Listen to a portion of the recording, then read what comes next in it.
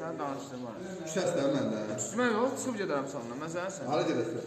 Başqası. Axşam demədin ki, sən mənə zad eləsən də mən getmərəm buradan. Amma belə söz deyil. Yavaş. Ay, eləmə, saqqal. Yer altında. Ay, eləmə. Ay, yer altında deyəm. Ay, dətmə. Baba, yer altında deyəm.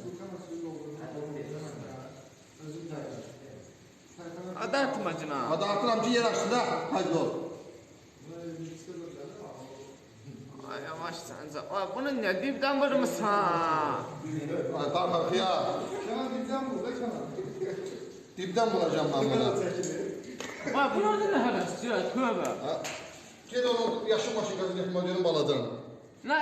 Baladan maşınkası.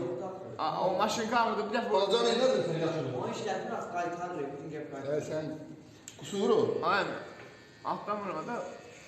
Ay, ağrıdır da ne, vurma da ne, ay bəsdir de. Güzel, Allah haqqı deyər.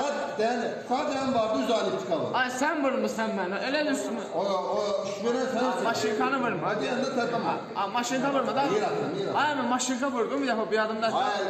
Beyan da bilirəm ben. Öldüzünə. Hayır bir dakika yanında yer atın. Ay, ağrıdır da, ne başına dönüm, ay, ağrıdır. Hayır hara ağırdı. Allah haqqı ağrıdır. Çocuktu. Nasıl kesin edebiliyorsun? Ay, ağrıdır. Baş kaldı. Bakma ağırdı. İnce ince. Bir ağırdı ağırdı ya. Sen çok güzel oğlansan.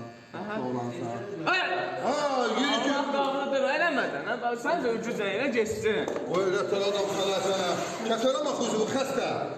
Ay dədə, bu niyə bu eləyirsən dənəm? Bəsdir də, bəsdir də. Oğlum ben lezva bile de. Tede lezva onun başka şey. Heç nə, dəyişiklik yox. Başı bu. Başdır. Ağrıdır